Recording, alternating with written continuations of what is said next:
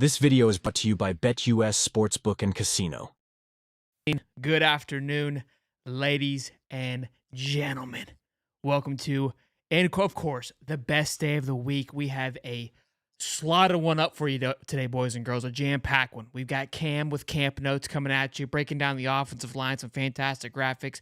Joey Salt's Slackman gives us some bangers in his interview yesterday. Then we're talking about Graham Mertz. He's just oozing some confidence that has me fired up more than I usually am around the league news. And then at the end of the show, we're bringing you an absolute banger, giving you guys some giveaways because I love you so damn much. Of course, the show is brought to you by BetUS, and a huge, major, massive shout out to the GOAT, Mr. Stephen Harris. Happy birthday. You know, I was thinking about this. I was like, his daughter's birthday was last Wednesday. I honestly think that he was jealous that she got some love last Wednesday. I don't think it's his birthday today. Well, who knows? Maybe. But I think he was a little jealous. Good to see all you boys and girls. Let's go and introduce the co-host, the man, the myth, 6'9", 245 pounds, 15 pounds, or 15%, whatever. What's up, Dave? How we doing, baby? Oh, you almost got the body fat percentage right. It's probably around like 1, somewhere around there. But hey, you know what? It's the best day of the week. And look, we got 2 weeks, almost 2 weeks before we get to get down into Gainesville, start the tailgating at the Harmonic Woods tailgate. I'm pumped, man. I just can't wait. I want it to be. I just want it to be the 30th and the 31st right now, man. Let's get it. Let's go. Yeah, look, speaking of that, look, we're counting down the days to beat Miami. The 30th, we will be at Alma Mater doing a live show from there. We'll have the deets probably soon, and then Saturday we're going to be at the Harmonic Woods tailgate on the 31st. We're going to be at the Crackathon, 8 a.m., ready to rock roll. Multiple shows going to be happening there at the Harmonic Woods tailgates, and there's a lot of great tailgates going on across Gainesville. So come see all of us. Come check us out. Sadie McGale says, "Was hit the like button for the boys." Absolutely, they're doing a phenomenal. I think they're doing a Flow Factory, which is still silk. They're doing a great tailgate as well. So come by, say what's up, see what's going on. But ladies and gentlemen, let's go ahead and get the man in here, the mustache, the flow, the robber from last episode. I'm still on the edge of my seat waiting to see what Mama Parker said from last episode. Cam, what's going on, big guy? What's up? I shaved just for you guys, shaping up the hairs next, maybe a modern mullet or something like that for game day. But, I got the text to come on today, shaved last night. We're ready to go, rocking the stash. So let's get right into it, man. It's a good day today, man. I mean, nothing more to say. I got the look on today. I love it. Feeling frisky, looking good, man. So we haven't spoke to you since the scrimmage. We had Zach Alberverdi on Saturday. Fantastic stuff to get to talk to him again. Nobody got to see the scrimmage. You and I spoke kind of you kind of have your sources who you spoke to. We had practice yesterday, practice today. Very limited on what we're able to see. But let's go ahead and roll the transition here, and then we'll talk about Cam with Camp Note. Camp Notes with Cam, baby. Let's get it. So tell us, Cam, obviously you were there again yesterday and today. Today it looked like it was inside. There was a pass a clip from Nick Marcinko of Mertz to Badger that has me razzled up. Also, Eugene Wilson, we're going to talk about it. Seems to be good. Saw limping around a little bit.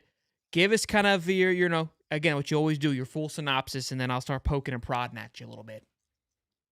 Yeah, well, you're right. They were inside today just due to some inclement weather in the Gainesville area. So the entire team was in the indoor, which kind of made it easier for us because we just walked down the one sideline and got to see everybody. The big thing today, that at least that I took away from it, was some of the guys who had been injured the last couple of practices, they're healthy now. Cam Waits was seen working with the offensive line group. I couldn't quite remember if he was healthy the other day or not. Did not participate in the scrimmage because of an injury. He's good to go now. Cormani McLean, who's been dealing with an eye injury. He was out for the last couple of practices, missed the scrimmage. He was full go for the first time since last week today. Who was the other one? There were a couple new guys. Bryce Thornton was in non-contact today. He was the other day as well. And Bryce Lovett was non-contact today too. And then Trey Wilson was the big one. Really, really minor stuff, so not anything that anyone needs to hit the panic button on. Did not run routes today with the receivers. He was there. Looked like he was limping around a little bit, maybe just a precautionary thing. So nothing to absolutely hit the panic button about, but because it's Trey Wilson, we do have to talk about it and at least mention it. but all in all, I think it's a sign that a lot of people are starting to get healthy. Things are slowing down a little bit. The big one too, and I forgot to mention this earlier, Montrell Johnson running on a treadmill today as we were leaving practice. That was big news, and that was something where, as we're all getting ready to leave, we look and we see it, and all the reporters go, "Hey, you see that? That's something right there. That's something to keep an eye on." So again, with his injury being week to week, that obviously meant there was a possibility that he could play against Miami. No one really knew how big that possibility was.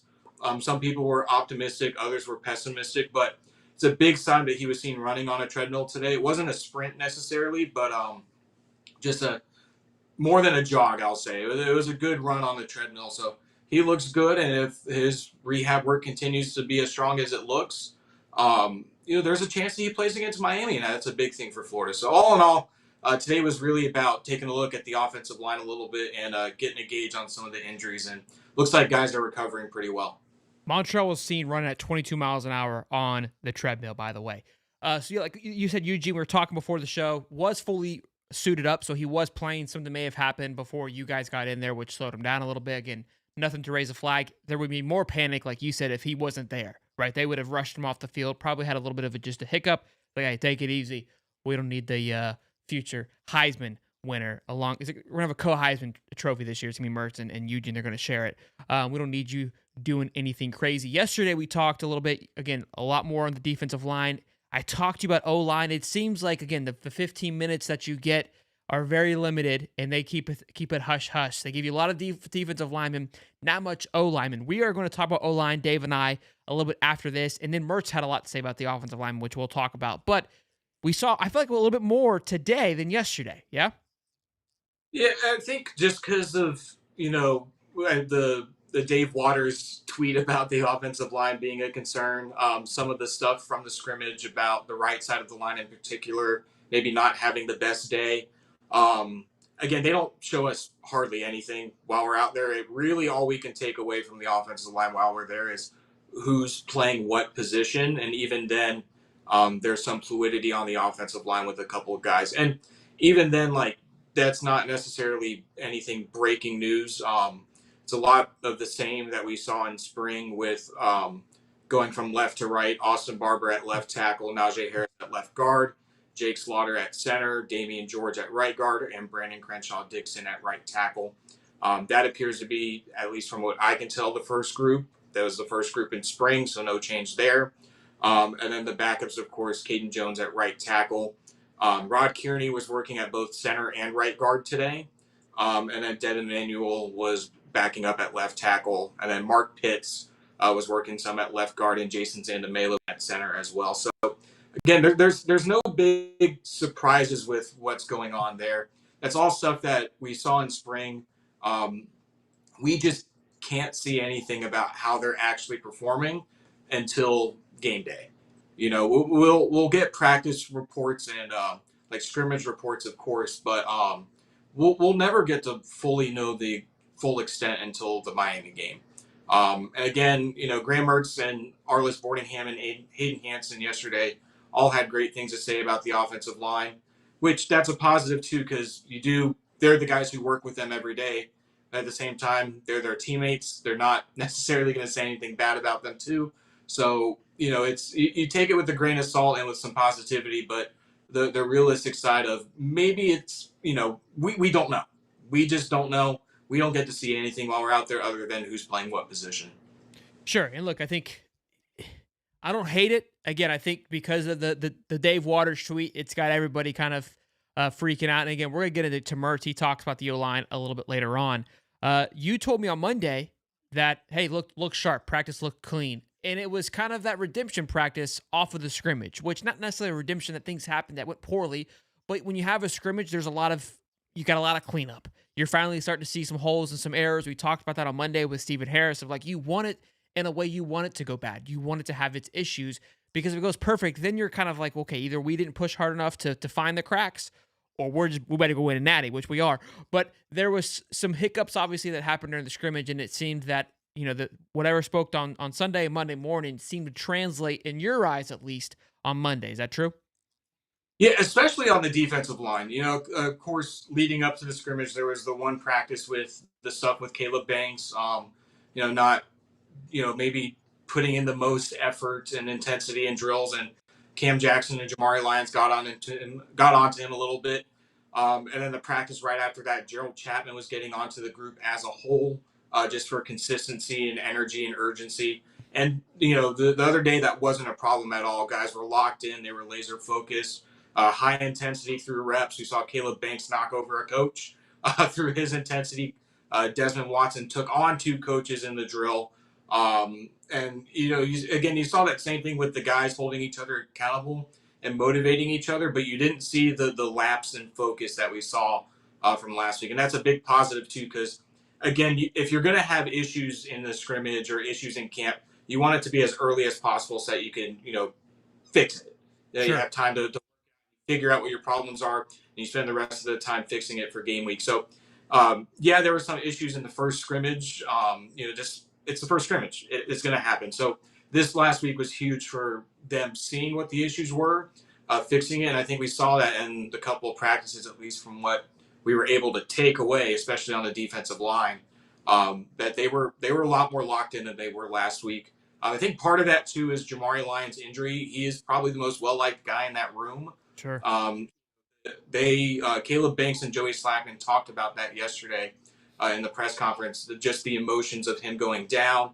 Guys were really upset, crying on the field when he was being driven off in the cart in the air cast. Joey Slackman talked about what a hard worker he is, and he's kind of the spirit of the room and whatnot. And so that took a toll on them emotionally to lose a guy like that, and a guy who was supposed to provide a lot of depth for them.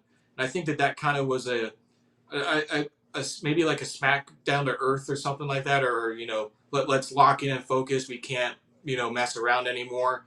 Do it for Jamari, that type of thing. So it was good to see, especially from the defensive line after the last couple of practices leading up to the scrimmage. That's exactly what I was going to say. Not that you ever want to see anybody get hurt, but if there was a blessing in disguise, that there might be a sense of urgency now of, look, you get a little too comfortable, you're cocky in a sense because we've got a really good team, you feel good what's going on, then you lose a key component to that. It's like, all right, we all got to be dialed in, we all need to be focused, be hungry, appreciate what we have, because at any moment it could be gone like that. And I think that's a big thing too. Not that you ever want to see it happen, but maybe that could be the good that comes from it. And Big Des, if you guys haven't seen that clip, Buddy's looking lean. Buddy's looking good. Yeah. Swatter, what you got for me, big guy? Yeah, I think it all comes down to like individuality instead of, I mean, like obviously you want to perform as a team and as a unit out there, and there's camaraderie between all the players. You hear it from the staff, and Billy Napier's mentioned it plenty of times where the camaraderie, how he's had employees come up to him, but you also got to have individuality as a player saying, hey, look, I'm going to play with the same intensity, the same kind of fierceness and all of that whenever you go to practice, because you never know when something like that's going to happen. But at the end of the day, you should be doing that anyway. And I actually like the fact that, I'm watching these practices. I see some of the videos. I hear Cam does a really good job of giving me some info. Some of the other guys around the campus, some of the people that actually get to see some of the practices that are inside of that.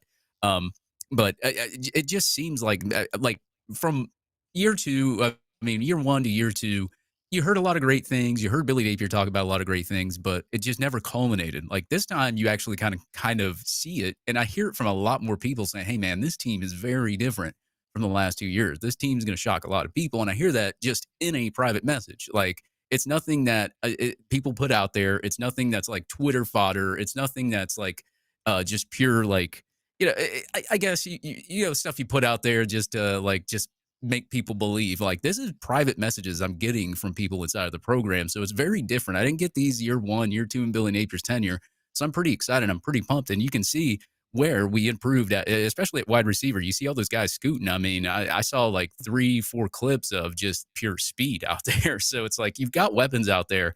Obviously, you heard about the offensive line and the right side kind of struggling. I mean, stuff like that's going to happen in practices. I mean, like it's nothing to like worry about, because like it's like Cam said, you want to struggle now so you don't struggle later. So you figure some things out. And look, coaches, when they're good coaches, they scheme around their weaknesses. I'm not saying that the offensive line's a weakness.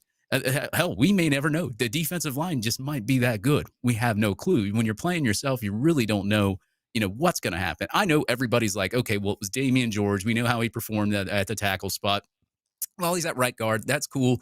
He's on the right side. Everybody thinks of that. And then they say Dixon's struggling a little bit. It's like, cool, struggle in practice. Struggle. So when you get it down and it's game time, you don't struggle when you're out there game one. So I like it, though. Like, I like it when you can hear that players are starting to, whether it's the defensive line making plays or the offensive line, you don't hear a lot about missed tackles anymore. I mean, I know Billy Napier said, there's 20 missed tackles out of 122 in his presser. I mean, that's like 16%. That's still way, way, way better than what we were doing last year. And and he wasn't even pleased with that. So, I mean, that's something that you got to look forward to as well. And obviously you watch the spring game, there wasn't that many missed tackles either. So, I mean, just everything that I'm seeing, and I'm not trying to pump everybody up. I'm not trying to say we're going to go 12-0. I know, Shelton, you're going to say we're going to go 12-0, but I will say that, yes, from everyone around the program, I hear that this is very different from years 1 and 2. I'm not going to say any of that. I'm done talking. I already ordered my SEC championship tickets. I don't need to say anything. There's no need to say much more here. Real quick though, super chat from Golf Week AM Tour of Northeast Florida. $10 from Golf Week. Thank you, Golf Week. Didn't say anything with his super chat, but appreciate the $10, man. Much love. Also, guys in the chat, really quick. I hate to do this, but some of my favorite people, Q, Brendan, Sorley, y'all quit getting a pissing contest. I love all three of you. You all have your own opinions. Quit arguing. I'm over it. 480 strong in here. Smash the like button and subscribe. And be sure to go give our man Cam Parker on Twitter /X at CamParker25 a follow. Always posting great content and clips. Just posted your practice notes from today's practice as well. They also have the interviews that I'll be showing clips later on GatorIllustrated.com. Is that right, Cam? Yeah, it's Gators Illustrated, so it's Florida Gators on SI. So if anyone's been covering or watching, Florida content or whatever, previously all Gators was Zach Goodall. Shout out Zach, he's doing great things covering the Jags with Jags Wire right now. But it's transitioned over to Florida Gators on SI, Gators Illustrated. All my work's on my Twitter, so if you need just another voice, another piece of content to fulfill your off-season needs, head on over there. We have some good stuff. I love it. Cam, it's always a pleasure, man. It is the last week of fall camp, so the last week of intensity. Not necessarily the last week of intensity, but it's exhausting going to those camps for you guys, so we kind of get to settle into game time, which will be coming up here. But this doesn't mean they're done practicing. Explain this to the people at home who are unaware of its transition, and then we'll let you go. But again, into fall week camp, and basically into game preparation camp, I guess you can call it, for the following 2 weeks, right? Yeah, so we don't have any more player press conferences until game week. Last night was the last one. We got 5 or 6 players. And then Billy's last fall camp press conference is on Monday, and that'll be pretty much all about the second scrimmage and the recap. The last open portion that we'll go get to see is the warm-ups for the scrimmage, and then right after that is when they start getting ready into game prep. This entire fall camp is pretty much about shaking off the dust from the off season left over from spring, getting your post-spring transfers acclimated and familiar with your schemes and whatnot and your playbooks, and just continuing with the install and getting everything ready. And then next week is when they'll start specific game prep towards Miami. They're probably already doing that now with just some research and talking about Miami a little bit, just because that's usually how it works. But as far as specific game prep, specific film knowledge about Miami, that's probably going to start next week. So the scrimmage is really going to be the last day for fall camp. Nothing on Sunday after that, and then Billy's press conference on Monday to kind of wrap everything up. And then right after that, we transition into Miami prep. So we're near the end of the light, the end of the tunnel for talking season. Game week's coming up, so it's an exciting time. Next Tuesday, football starts, is what Cam just said. That's literally all that I heard. Next Tuesday is the start of football season, so that's fantastic to hear. Look, we'll get through this week. I think it's important to note, like you said, no more player interviews. What was funny is in Slackman's interview yesterday, Edgar was just grilling my man about him playing and how big of an audience he's played in, which we'll get into. But he said he played in front of like 12,000 at Penn. That's the biggest he's ever played in. His biggest now has been the spring game. But he goes, he goes, how was kind of football culture up there? He goes, we definitely didn't have interviews after practices like this. That's for sure. If you had to rank just press conferences as a whole from fall camp, Slackman would be up there. Part of that too was the anticipation of it. We were all waiting, like we were all ready for him to talk, just because a couple weeks ago we got that really good quote about Jason Marshall that started it all. Yep. I had Jason Marshall about pass rush helping the pass defense, and if that helps them create turnovers. He specifically mentioned Slackman. I'm like, well, Graham said he's the most football player the most football guy on your team. What do you say about that? And he goes into, yeah, that dude's crazy. The smelling salts, and he's locked in for practices, and I've never seen anything like that.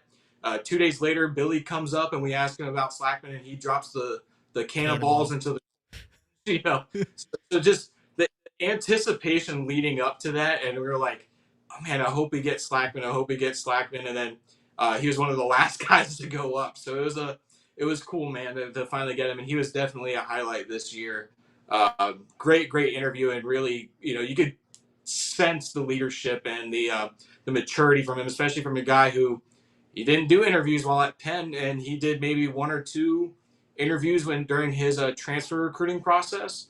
So he comes right in, and then he was one of the most professional guys that we've worked with and talked to. So it was a lot of fun.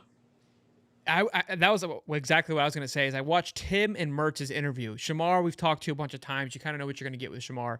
Hayden, these guys, boarding him. They've been under Billy since the beginning. I'm like, Slackman's going to be his own character, right? He hasn't been underneath this, I guess, situation with Billy. So, and you could tell the way that he answered his questions. I even quoted one of them. He's like, yeah, sometimes I get a bump every now and then on the sideline of smelling salts if I'm feeling down on myself. Like, that's just him just being him. And I loved getting a raw interview, which we don't get much of. These guys are trained killers when it comes to these interviews. They're prepared. Mertz had a swagger about him. Let me ask you, we're going to talk about it at the bottom half of this show, but you were obviously there. If I'm crazy, because obviously I'm always 15-0 Gators by a million. He had a sense of confidence.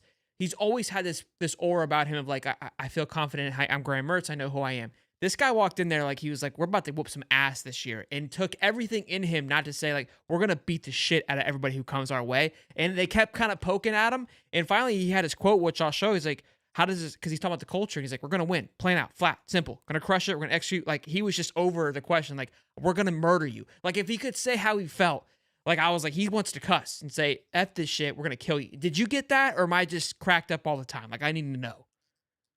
Well, in my my PC journalism hat, tame voice, he definitely has a moxie about him this year. You kind of saw that a little bit last year, too.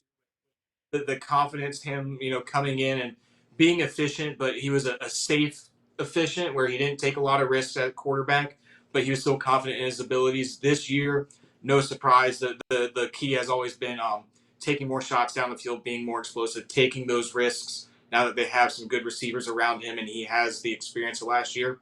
And you see that too, and you saw that at SEC Media Day, the way that he talked to Josh Pate, the national guys.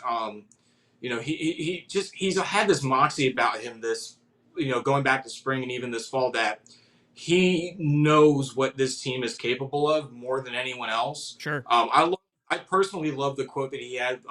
It was in spring. He talked about, we're not out there to prove the doubters wrong. We're there to prove each other right.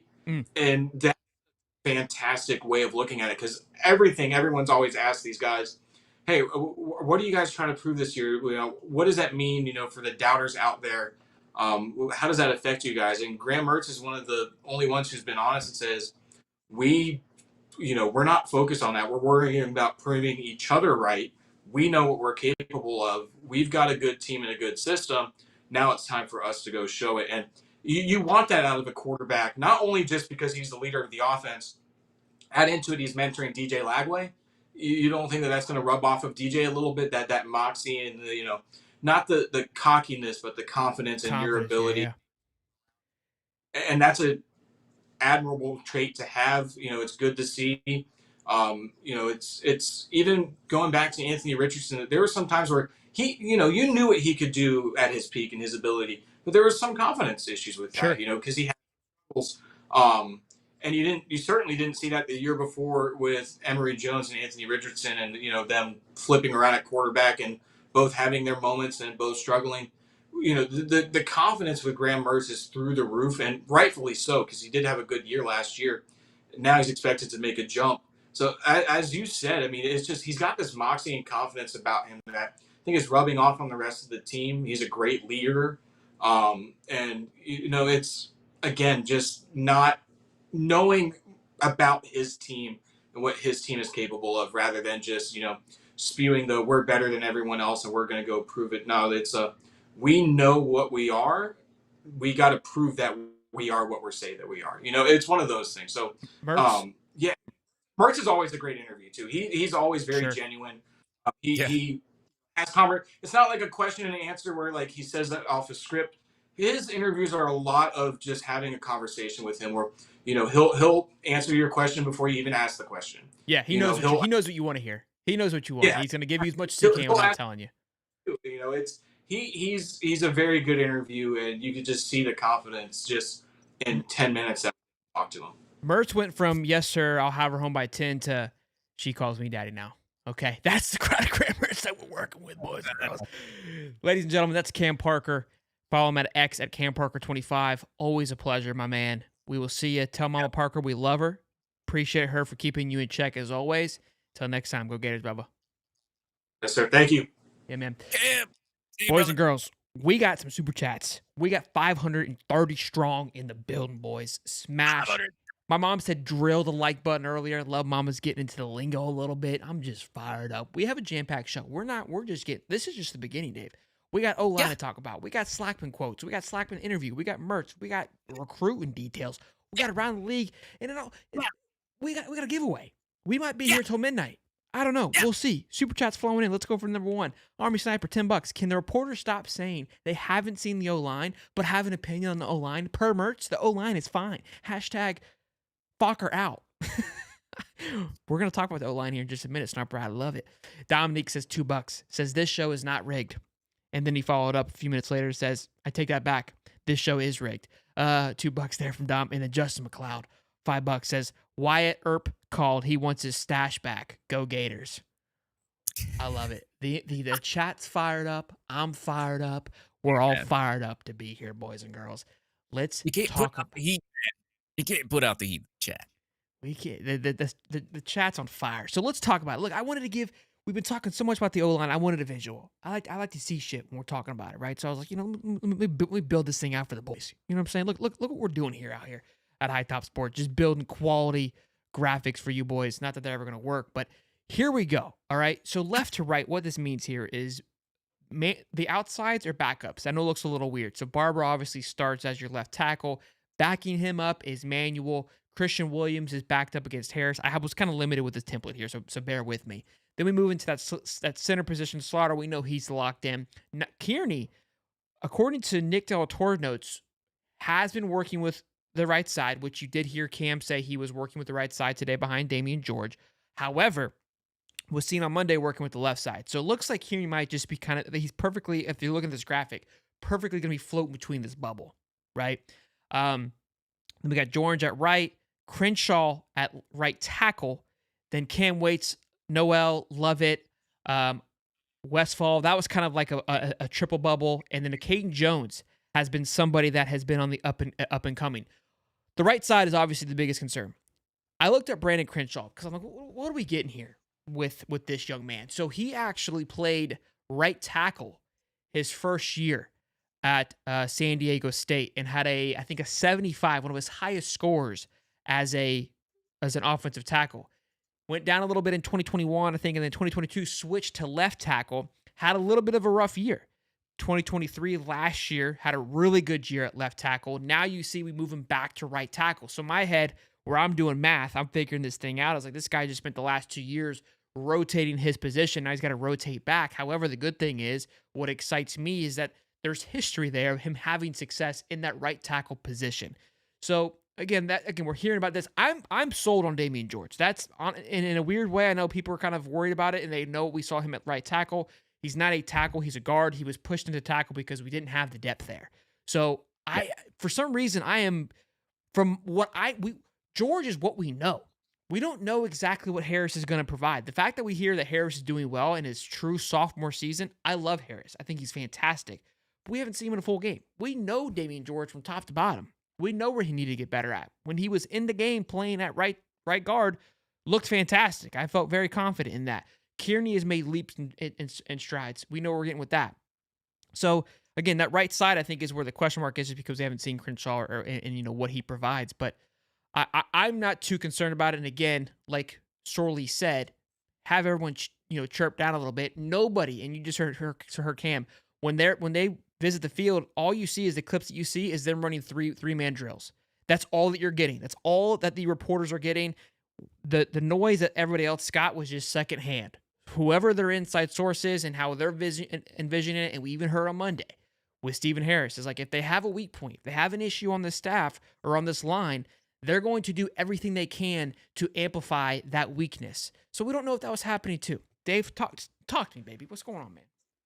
Yeah, it's kind of like what I mentioned before. I mean, like this is just scrimmages, and this is just whatever we get to see as, or well, I guess they get to see as media. I'm more of like media / high top, I guess, whatever you want to call me. But I mean, it's a culmination of like players on player contact. So I mean, you can't really get a good read of what's going on. But I mean, as far as Brendan Crenshaw Dixon, I know that there was like something out there that said maybe he was struggling, and maybe he did. Maybe he struggled for like a scrimmage or a couple of reps or something like that against somebody.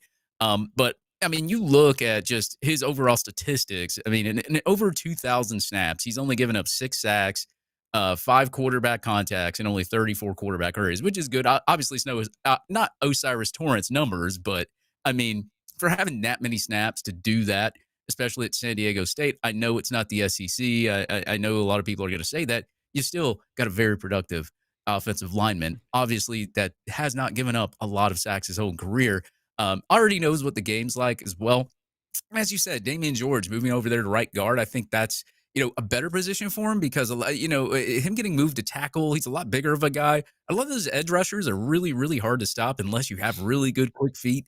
Obviously, he was a big dude. I think the right guard, it fits him just as well. Obviously, Jake Slaughter's Jake Slaughter. I don't think I have to go much into what Jake Slaughter does. And I'm really curious to see what Devin Manuel does over there, that from transferring in over there as well. I mean, like, this is a guy that, has a good stature, has good styles. I hear a lot of good things about him, but I have to see it on the field as well. I think the offensive line as a whole, especially, with Roderick Kearney, and I heard a lot of good stuff about Caden Jones in camp as well. And he's got, I think he had the largest reach on the team, I think, or the biggest hands or something like that. I can't remember. I think Billy Napier said that at one time.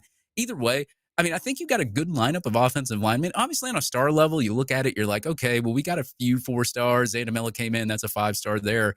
He's going to be, behind all these guys. But I mean, when you look at the core, just the offensive line, you finally got a little bit of depth. So injury happens like a Jamari Lyons. But if an injury happens, you've got somebody there that's a good body that can back up somebody else. And that's what you want to see. You didn't have that last year. You didn't have that before. I think I like this lineup. And, when you're competing against a defensive line that quote unquote couldn't get any pressure last year, left these big holes open for the running backs, you're starting to hear now that they're starting to push the line a little bit. And these were the same guys that played last year. And some of them were very productive. If they're starting to push the line a little bit, even if it's on the right side, left side, whatever, you want to hear about that. Like, I don't know why people freaked out so much about like Dave Waters. He's one of my good friends. If he has a concern, that's just his opinion, right? He's not telling everybody like, hey, it's gloom and doom, and he never would. But he's going to be straight up and honest about his takes or whatever goes on out there in the camps or what he hears. But I don't think anybody should look too far into it. Like when he tweeted it out, I texted him and he was kind of the same way. He's like, it's not a big concern. It was just like my opinion or that is now his point of focus, right? Of like, everyone has their things that they're watching. Callie just said, look, my concern's the defense. Everybody has their mark that they are concerned about. Mine special teams, and can we get all 10, 11 guys on the mat on time? Like we all have our things that we're concerned about. So that was his point of focus. And I don't think it was meant to say like, hey, this part of the team is eroding.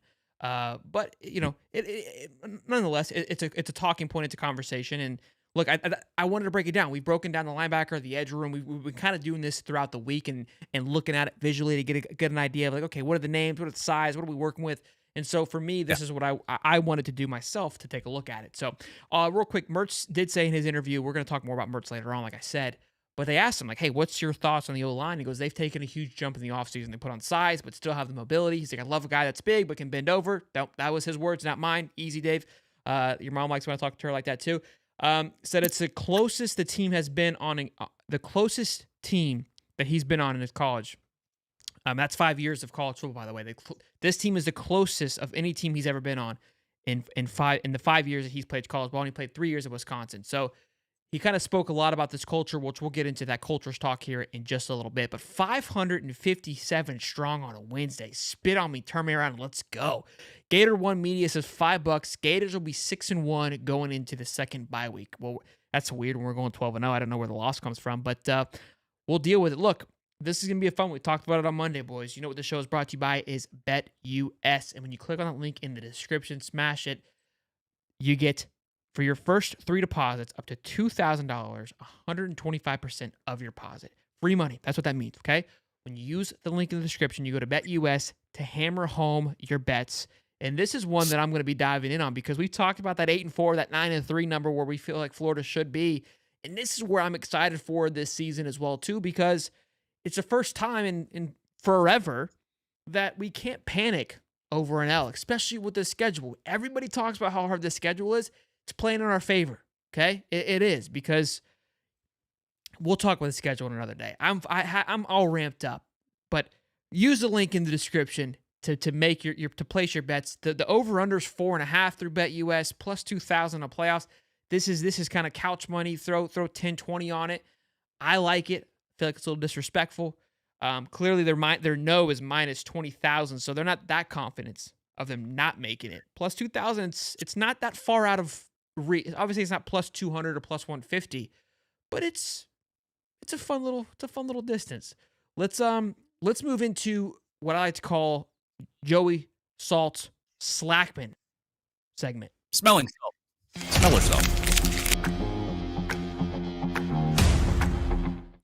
Smelling salt Slackman, baby. I love it. So this was his quote. They first question was about smelling salts and how he came to be with smelling salts. He's like, yeah, I tried it at Penn my sophomore year, and he was like, not to say that I'm addicted, but I've been hooked ever since. He's like, I use it for workouts. I bring it to lifts. I bring it to lifts every day, and if I'm lacking during practice, I'll ask someone to give me a bump, get fired up, to get back into it. I love it. I love this energy. They talk to him about the war paint. They talk to him about his cannonballs, like just his whole mentality. You really get a good idea of who Slackman is. But what I love the most was they asked him about Chapman. They asked him about, why Florida and what Chapman has been for him. And again, I know the first response is like, he's supposed to say that. No, he's not. He can just say, yeah, it's been great. Love it here. Listen to what he had to say about working with Coach Chapman, and then we'll go from there. Yeah. Yeah, I mean, he brings it every day. I mean, he's I think he's really the heartbeat of our defensive room.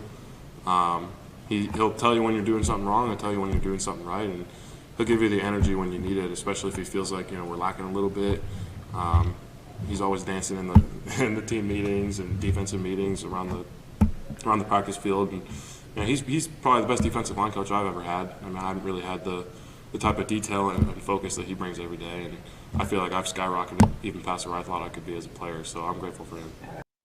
I just need a little bump, Dave. Look, I think two big components there is that he's gone farther than he thought that he could. Loved hearing that. The best coach he's ever had at that position,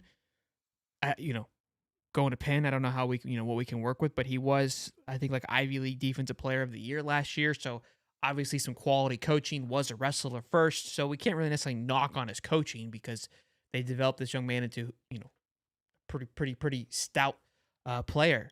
But again, this was his first year at Slackman. Love hearing that presence. We never heard much of that last year with was it Coach Chaos? I don't even remember who wasn't in the line room anymore. Oh, you're waiting on me to answer that? Yeah, I forgot. I've already moved on. I don't think it was Coach Chaos. But I think it was. I don't know. Anywho, loved hearing his comments on Chapman. I think that was a refreshing thing to hear. We've heard from the reporters, of who Chapman is. We've heard a little bit from some Sapp and these guys. But again, Slackman, I think, takes on a different persona given that this is his first year, right? He doesn't have it to compare to the previous coaching staff. This is a raw, genuine opinion, and I love it. I love it. Just, hey, give me hey, full transparency, boys. I wanted to order smelling salts for this show, and I was going to hit it before the show. Full transparency, 2.0. I will have smelling salts before the next show, and we'll be hitting it before the show, and we'll be hitting them before each and every show throughout the entirety of the season and multiple times throughout the game to bring you only and everything and all the heat that I could possibly give you. Is it healthy? I don't know. I don't really care. I'm here to give you the best that I can give you, Dave. Well, I think you're on some other smelling salts over there besides that's between me and the smelling salts, Dave. Not you guys. Go ahead. Between you and your mom. Okay. Yeah, I mean, like, I mean, who wouldn't like Joey Slackman as like a football player? I mean, this is when I say football player, like this guy eats, breathes, sleeps, and dies, and just everything football. Like the guy's gonna die on a football field. I feel. I mean, you always want that guy, like Ray Lewis used to do that. He used to paint his face and he'd come out all intense like that. Like you got something like him. I mean, look at that face. That you remember the Revenge of the Nerds? Remember that guy that was like nerds? Like he reminds me of somebody like him. Like, I mean, that guy's gonna come out there, he's gonna sack you, and then he's gonna yell in your face, and then he's just gonna be like, kind of like a Rob Gronkowski kind of thing or something like that. But I mean, this guy, obviously a very, very productive guy. I mean, his grades were in the 90s before he even transferred over here to Florida on PFF. I think he was one of the highest rated defensive linemen in the class. So it's like, when you get him in from the portal, this is a guy that you have to have on the field. Like there's some, I mean, I know whether he's backing somebody up, whether he's starting, it doesn't matter. He has to see the field at some point, and I think you're going to see a lot of him. When I'm not going to compare it, I hate to do this, but you remember when Jonathan Grenard joined the team back in Dan Mullen's first tenure? I'm getting kind of those vibes from Joey Slackman a little bit. I know it's kind of like a different kind of position, whatever, but I mean, I'm getting those vibes from him. And I think presence. That, the presence. And I think that if he can even replicate, what Grenard could do or even come close, going to have a good defensive line. You're going to have some good pressure coming out of it. You need that heart. You need that passion. Cam Jackson, I believe, encompasses that, but you can't be a one-man show. When you've got the combo of Slackman and Jackson, it's contagious, and you need it on the offensive line, and it looks like Chapman also encompasses that spit on me, slap me, I got blood coming out my mouth, hit me a bump real quick, I'm going to go out there and bust somebody in the mouth. That's what I'm talking about. Hit somebody, baby. Somebody put in the chat, Dave Wilson, I think, said, smelling salt shirts. I'm down for a good shirt. Speaking of good shirts, we got this. This wasn't part of the plan of this, but since you guys brought it up, I do want to mention it. So, real quick, we got to beat Miami. I would say today is probably your last day if you want to make sure that you're guaranteed to get it. You can probably go to the 20th and be okay, but now you're pushing it, and I don't want to be responsible if you don't get it in time for the game. So, we're moving on to the next game. I'm not doing A&M, not doing Sanford, not doing UCF. The next big game that I feel that is at home, it's going to be Kentucky. No rules were broken with this shirt. Made sure of it, boys and girls. Beat Kentucky is out now, and it's on an orange shirt. Of course, we don't wear blue during Kentucky. So there that is. If you guys want to check that out at hightopsport.com. You guys love to beat Miami shirts. I appreciate your love and support. I love making them. I love having them. I was telling the wife, I was like, it's going to be cool like 20 years from now. These are going to kind of be the throwback gangster t-shirts that we'll have in the closet. That'll be like, man, remember this game? So it's really cool for me, and I'm glad I get to make these shirts that I've always enjoyed seeing and seeing my dad and pops wear them, and mom and those guys always have the old kind of throwback. So cool, we can make our own version of it in a sense. So yeah, wanted to give you guys some shout out. Maybe we'll do a little smelling salt shirt. I figure out what I can stir up in my head. It's got to be sick. I love it. Just maybe some big. Hey, I'm telling you guys, if you go to a Harmonic Woods tailgate, you want a smelling salt before you begin because it's pretty crazy. It is going to be nuts. It is going to be nuts. Let's talk about Mertz Mania, boys and girls. 560 strong. Let's get to 200 like, boys. I love you. Let's keep it going. Show goes on.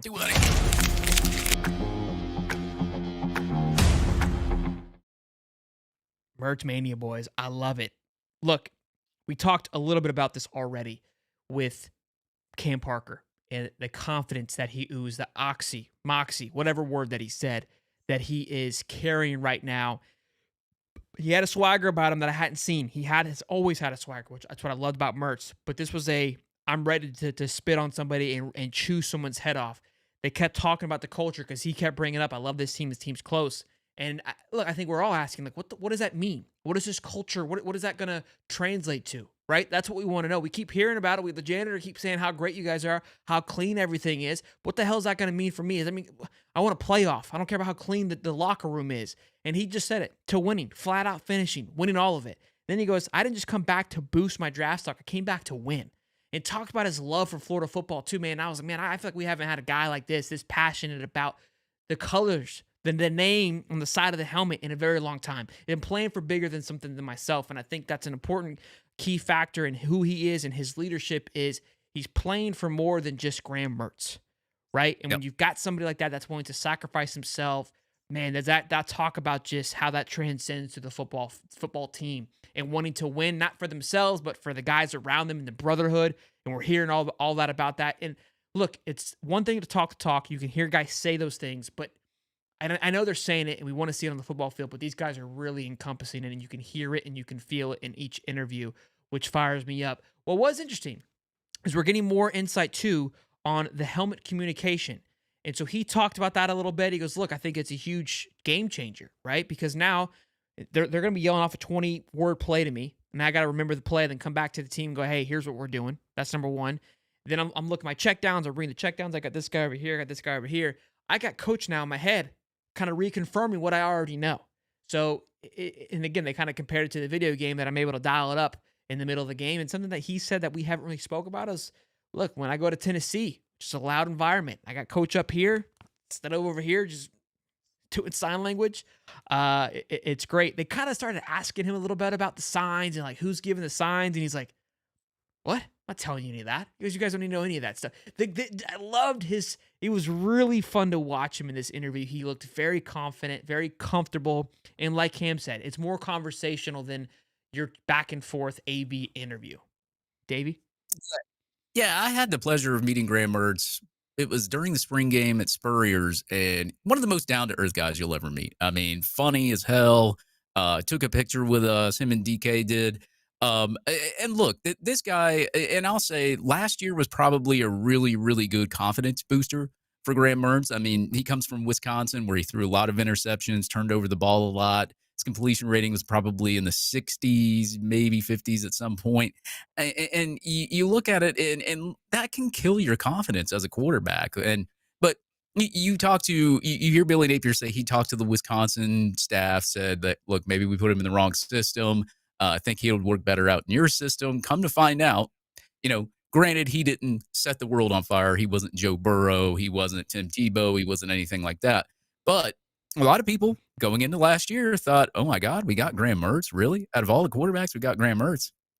Year comes to fruition. He throws for over 70%, has the highest completion rating in the SEC. Obviously, he took care of the ball a lot, threw a lot of short passes. Didn't really have time to throw deep, so I'll give him a little bit of credit on that. But you see how productive he was. I mean, Florida, they scored 28, I think it was like 28.4, 28.6 points per game.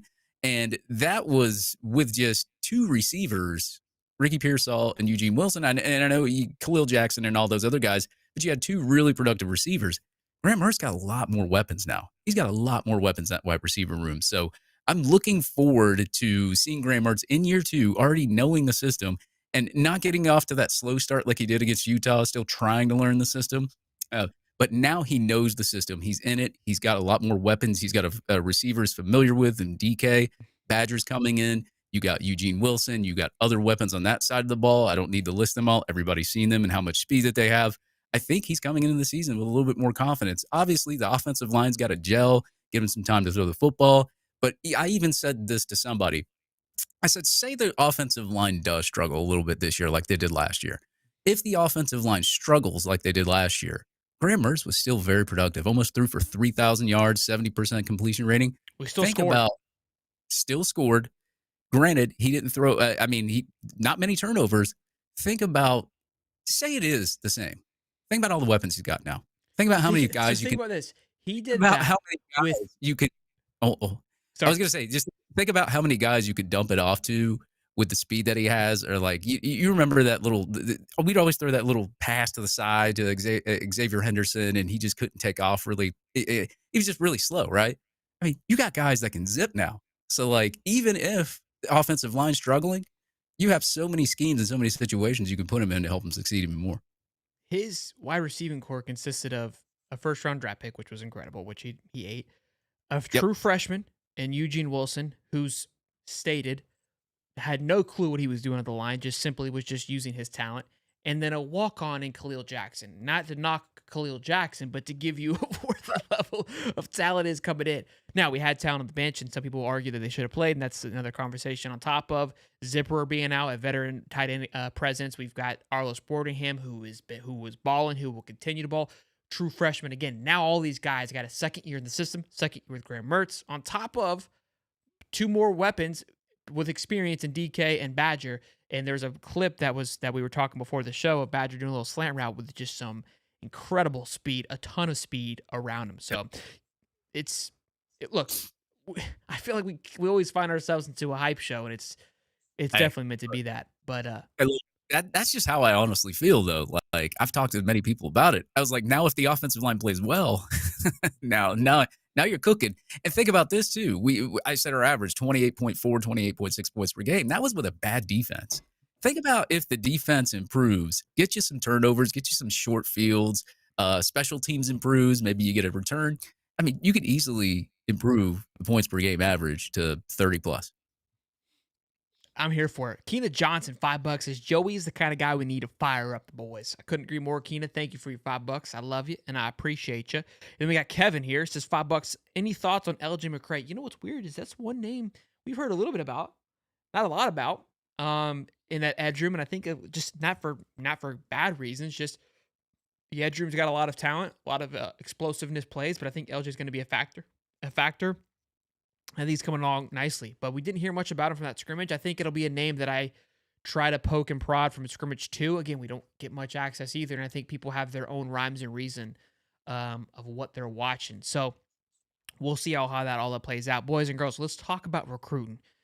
The Gators could heat up this weekend. Okay, I know we're all in a panic right now where Florida football is.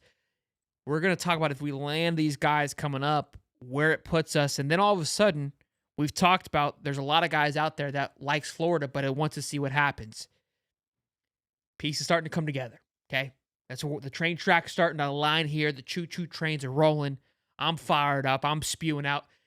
My concern is, though, is because, look, we're fired up, and Dave's now bought in, like we see here. And what's great about Dave is Dave always kind of keeps it a little more even keel. We know how I rock and roll in this bad boy. I'm always spewing. And I feel what I'm concerned about is that if Florida performs poorly, I might get more shit than Billy. I feel like my job might be on the line more. I might be on the hot. People are going to come at me because I'm over here hyping up. Look, rightfully so. And to get me even more fired up, we're at 599, almost 600 strong. If that doesn't tell you the football is right around the nostrils, boys, I'm telling you, give me a bump and let's go. Give me some smelling salts for anybody that's late. Okay, let's. No need to panic. Yeah. Kids around. Yeah, don't think anything by that. We were just talking about the Go ahead. Yeah. Smash the like button, boys. Let's get into some crew talk, though. Let's talk about it.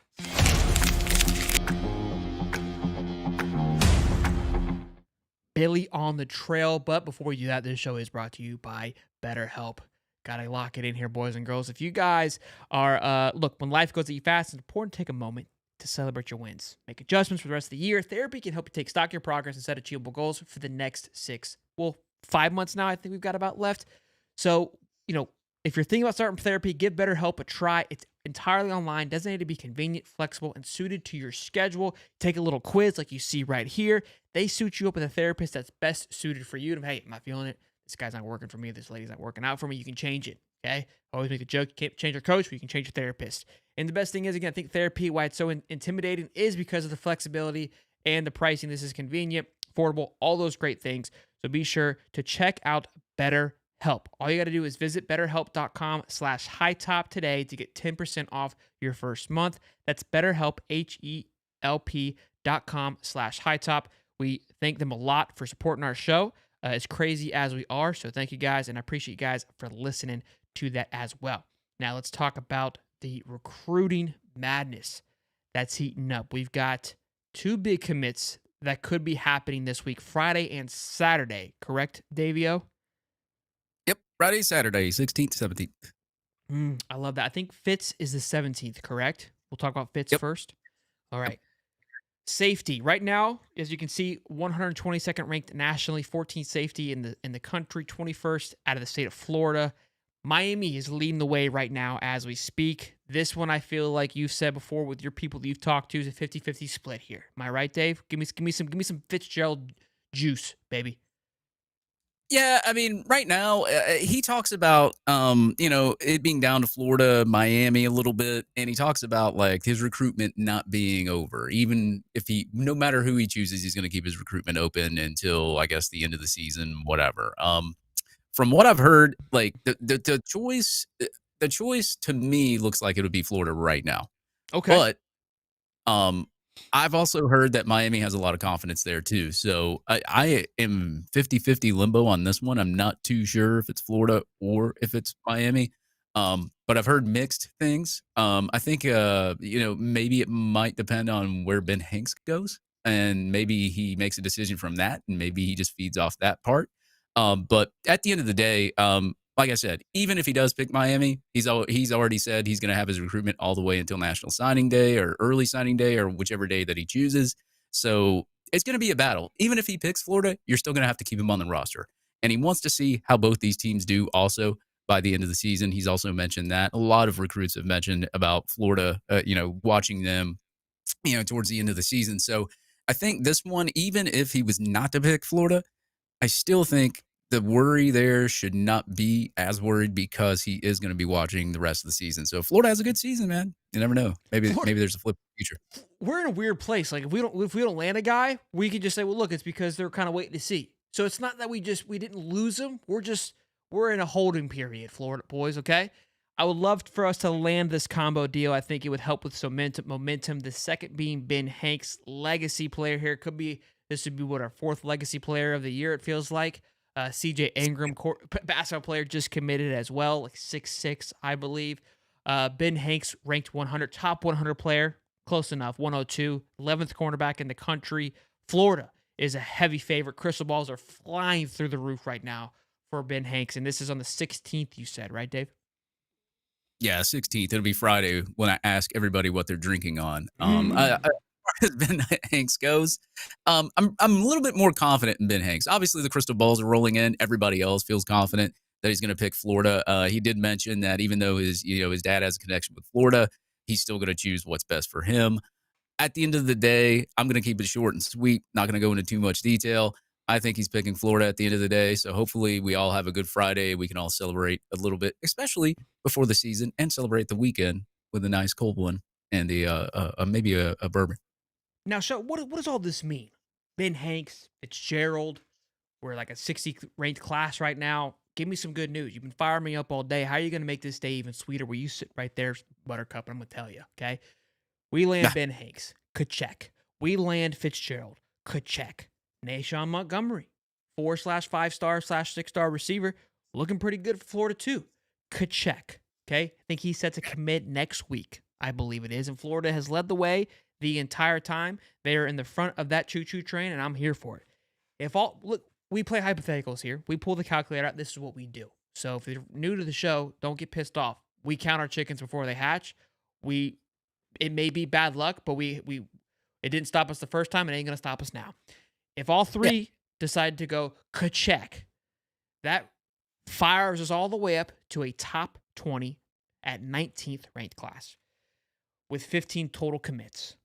Now, why does that excite me, Shelton? Why does that excite you, Shelton? Well, because we've been talking all year long about all these players who like Florida who are waiting to see what goes down. Well, we just spent the last hour, telling you about how great Florida's going to be. So we know what's going to happen. That's inevitable. So if we could be sitting at 19th spot, you're kind of sitting in a nice little behind the radar, behind the curtain look, and we come in strong and closing strong, and all of a sudden we're looking at a top 10 class, top 5 class.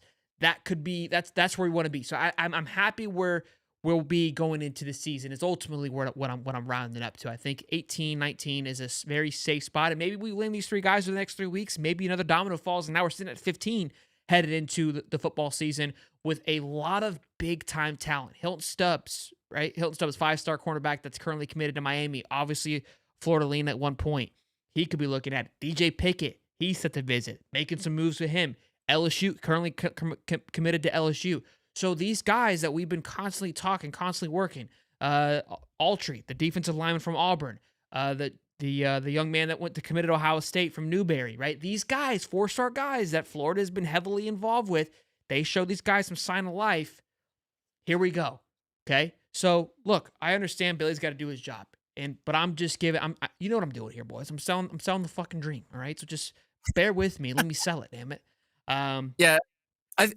I think either way, whether you land 1 of 3, 2 of 3, 3 of 3, as long as you get to put a little bit of cheese on the Whopper before the season starts, I'm okay with that because at the end of the day, like I say, you have a good season. I know a lot of these recruits are saying, oh, well, we got to wait for Florida. Like a lot of recruits that did not say that are going to be watching Florida if they at least make it into a playoff. I think you can go 9-3 maybe with that schedule and get into a playoff maybe. But like, if say Florida has a good season, they make it to the playoff, whether they win it or not, that's a vast improvement from where you were. And I'm sure a lot of those recruits going to turn a little bit of recruits' heads. They're going to want to look at Florida anyway. So I look at it this way, man. If you could pull in a couple extra guys, wait till the season starts, then we'll see what happens after that. Of course, you have a bad season, then it looks pretty bad. But I don't know. I just don't think Florida is. I don't think Florida's going to repeat 5 or 6 wins. I just don't. You're thinking 12-0. I love it. Smash the like button, boys and girls. We just dropped under, but we had like 600 strong in here for a good minute and a half. To have that many people in here for this long is incredible. We are doing a giveaway in here in just a few moments. We're going to do, and I told you it's going to be a long show, so everybody yelling at me. We're told you we're going to be in here rock and roll and having a good time. It's football season. This is what we wake up for. Let's do Around the League. We'll go from there. Yo.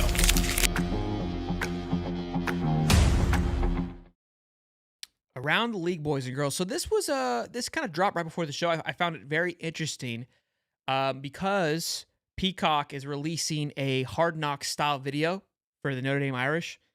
Is it going to be the next greatest thing since sliced bread? I don't know. Who cares?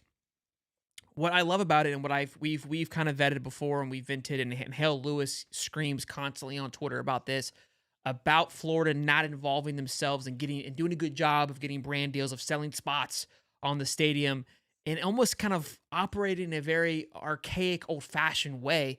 This is huge. And look, Notre Dame has always been a huge national brand, right? They've always been on NBC. This has kind of always been their thing. But Notre Dame is going to thrive off this because they're going to be pumped out there into a national media. And think about it more sense of a generational aspect. The up-and-coming generation looking for a football team. This gives them a taste of that Notre Dame football that, that not everybody has or is going to get.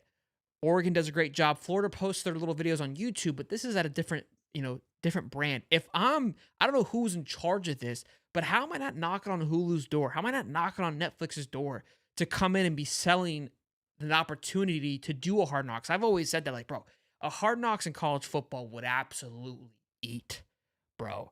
And I know Bailey likes to keep the door locked in and closed shut, and it's hard to trust anybody. But by golly, in a time right now where we live in, you got to think that this stuff's huge. And again, I know a lot of Gator fans aren't going to like this opinion, but when you hear us getting outbidded, right, and we're losing paying players, this is where it's headed. Whether you enjoy it, like it, what have you, this is the path. And so I think it's really cool. I'm going to watch it. Like, this is going to be sick. I think it's coming out at a poor time, personally. August 29th, right when the season starts. Maybe you can have it during the week. Probably a week sooner would have been a lot better. But I think it's pretty cool. Yeah, football season starts. I won't be watching the 9-3 Notre Dame Fighting Irish. But I will say it is a cool concept. I guess if Florida had one of these, I know a bunch of people would be watching it. So I try to put myself in the shoes of like Notre Dame fans. So it's definitely something to watch, I guess, before the football season, whatever, during the football season, whenever you can DVR it, whatever, however you do Peacock. I don't know how that stuff works, but I mean, I get I get so irritated every single year when they put Notre Dame up in the top 10 and they wind up unranked. Like, look, they're always going to have that. It's ridiculous. It's getting to a point now. I think Blue Orange Gator, my burner account, he posted that he said that we're just going to see a bunch of tucked in jerseys in the I football. loved it. I loved it. Look, I think he's spot on with this tweet. I agree with his take on Notre Dame. I'm not saying that Notre Dame is like going to save us. It was more of the idea that I enjoyed. You know what I mean? Yeah, I don't. yeah. I I get agree. it. It's I get probably the least exciting school that you could go watch. This would honestly probably my favorite thing to talk about because I have been alluding to this for quite some time. So Josh Petty, I think he's a 5-star inside offensive lineman, just committed to Georgia Tech. Georgia Tech also landed, I think, another big star. They're on a burner. It's crazy.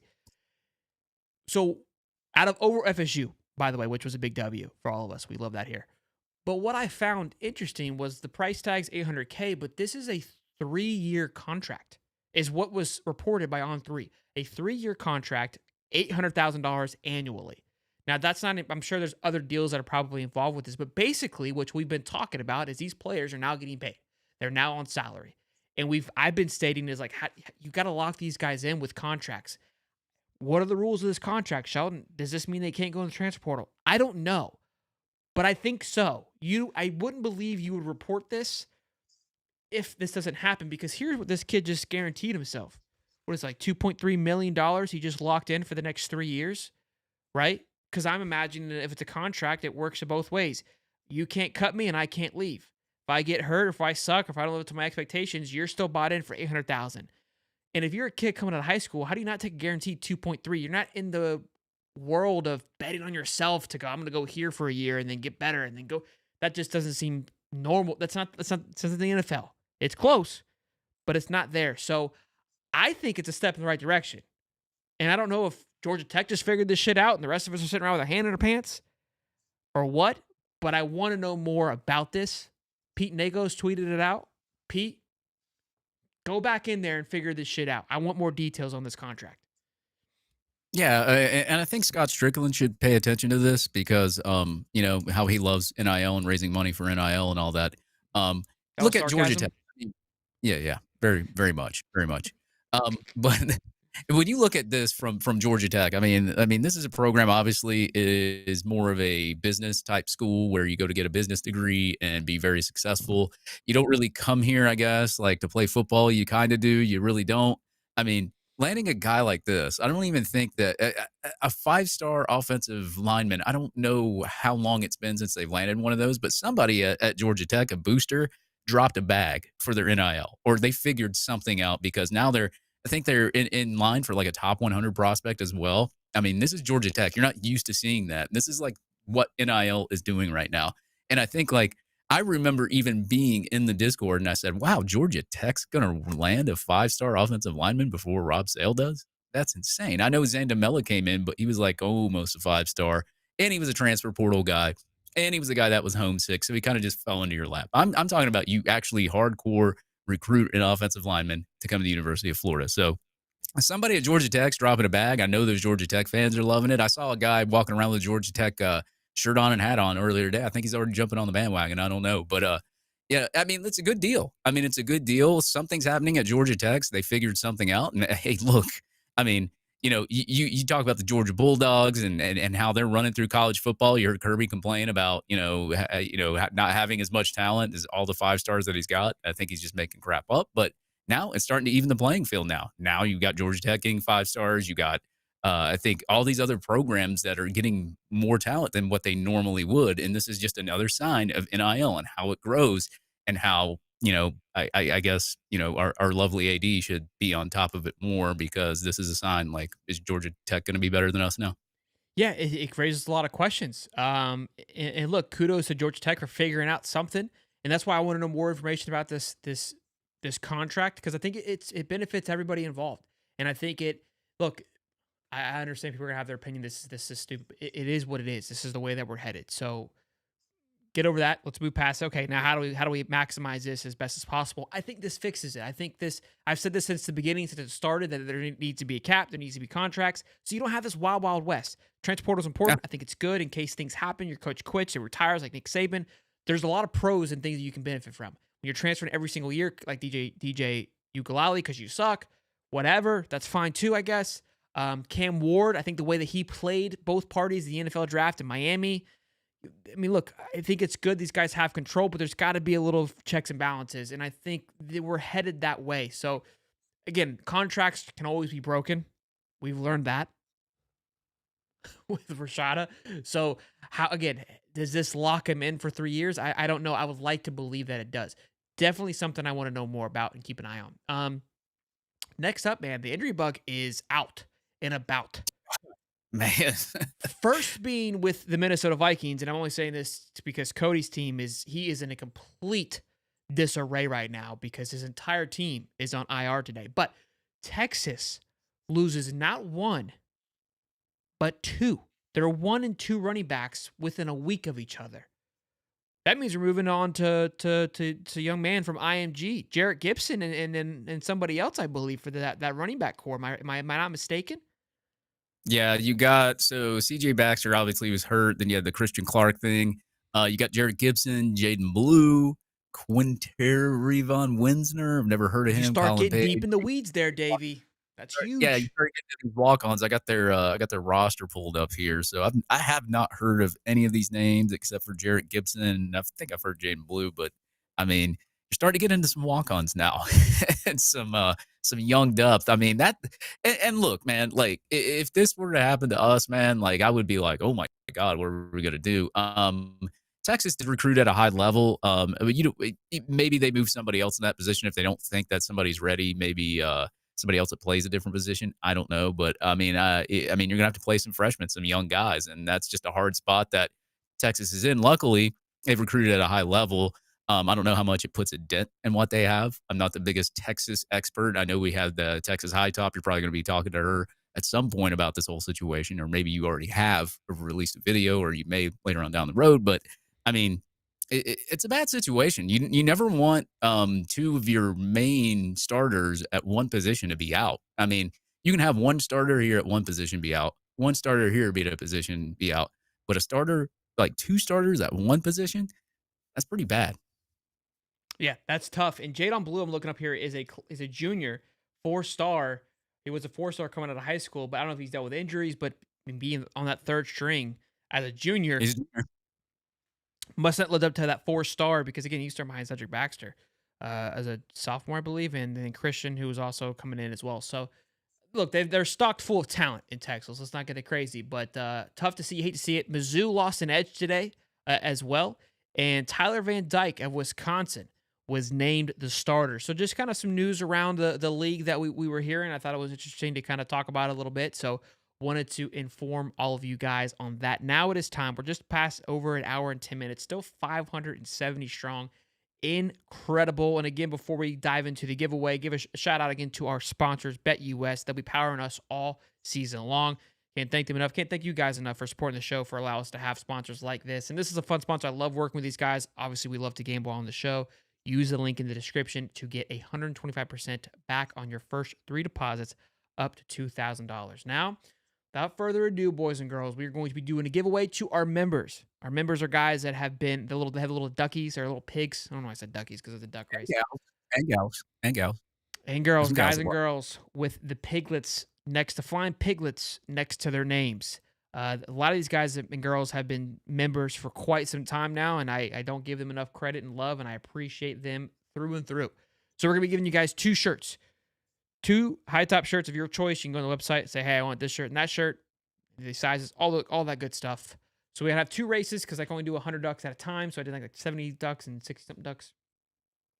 So we're going to do that now and have some fun. Let me make sure I've got it pulled up here.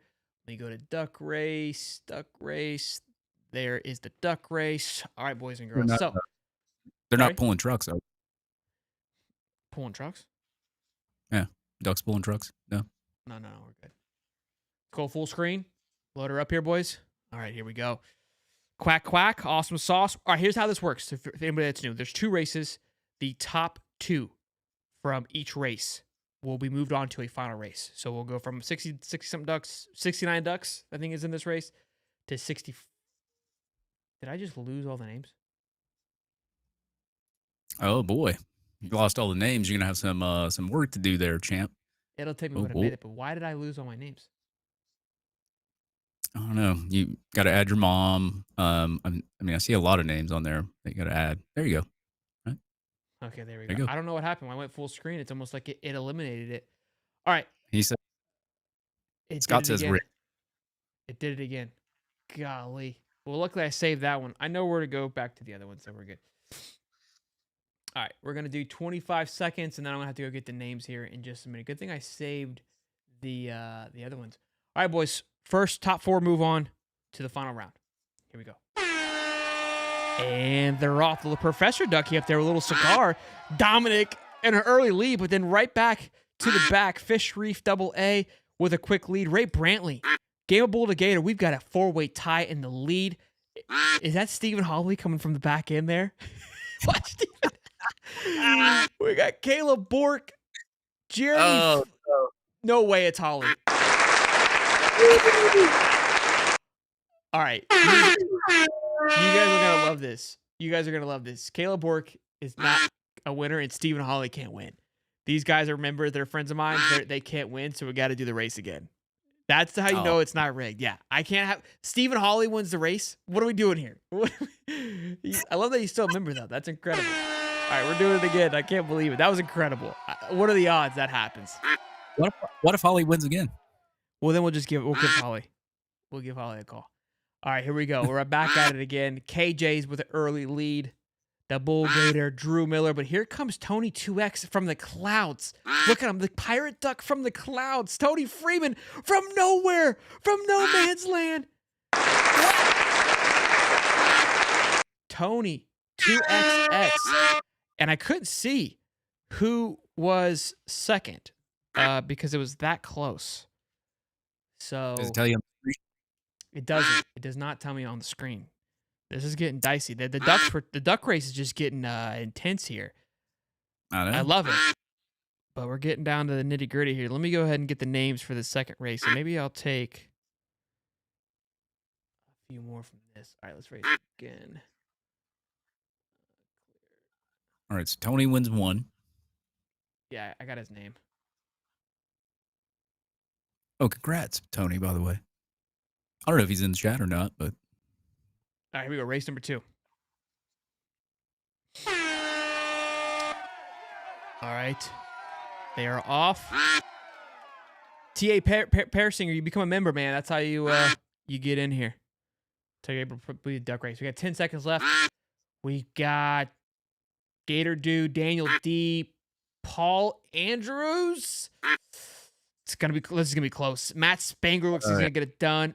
Matt, and then Connor Griffin is second, but I'm gonna give it to Paul Andrews because Connor's also my buddy. Man, my buddies are winning this damn thing crazy today. We got Rick. Tony and Matt. Maybe what I'll just do is just do the top 2 because it's just too close to call. So we're gonna do Matt and Todd, boys. That's what I'm gonna do because I don't even know who was second. Connor was second in this one, so it was a complete mess. I thought it was a little more clear of who was second. Clearly, it's not. So, Tony, we each got 2 ducks. Make it interesting. At least they're not pulling. His name was Matt, right? Oh no, I can't hear you. There's been in your mouth. Okay. All right, Tony, Matt. Here we go. Set. All right, here we go. I like the Sherlock Holmes ducky. For the shirts.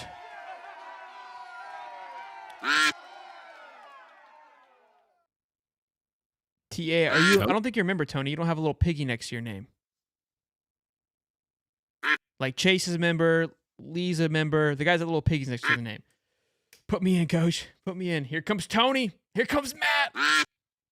And it looks like Tony is going to get it done. Congrats, Tony. I don't think he's even here tonight, but he played with us the other night on NCAA. So congrats, Tony. Longtime supporter of the show.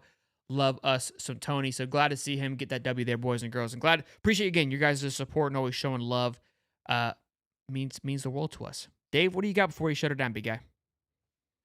Nothing. Just want to thank everybody, obviously, for being members of High Top, tuning in every Wednesday on the best day of the week. We're gonna have a lot of things going on in Gainesville, as Shelton said, Friday and Saturday. So if folks are around, you can see us at Alma Mater. I think between 4 and 5 at Alma Mater, we're doing a live show over there. Yes, And then we're one of my- going to the Florida Victorious thing after that. yeah, we'll be at the Florida Victorious event at 6 p.m. right after the live show. We'll be there and we'll be hanging out and chilling. And, I don't know what's going to happen after that. And then you got Harmonic Woods, one of the best tailgates you'll ever come by. I'll probably repost the article around like week 1 when it gets to like almost to the weekend. I'll repost the article of where you can find Harmonic Woods tailgate. If you scroll all the way down to the bottom, I got map coordinates to where we actually set up the tailgate. It's the exact same location each time. So if you have trouble finding it, you can send me a DM. I will send you the Google Maps location to it, and you can be on your way. Obviously, parking's going to be a big deal because you want to get there early if you're going to park, because it is a big game. There's going to be a lot of people there. So I would advise everybody, if you're trying to come by Harmonic Woods, get there early as you can. Absolutely. There is no address. Anybody who wants to know. Here, again, get your Beat Kentucky shirts at hightopsport.com if you guys are trying to ramp up for that game. TA, yes, you are sub TA, but it's a member. There's like a second step. It's like a monthly subscription that you pay to be a part of. There's subscribers and there's members to the show, which makes you part of the Discord. There's like a whole level to that thing. You can join. There's usually like a button that says join. Lee says, great show as always, fellas. Thank you, Bubba. Chase says, it's rigged. It always is. They always are. That's how we run the show around here, boys and girls. But we love you. We appreciate you. Until next time, I'm Shelton. That's the Dave Meister. And I just report the news. Peace and love, baby.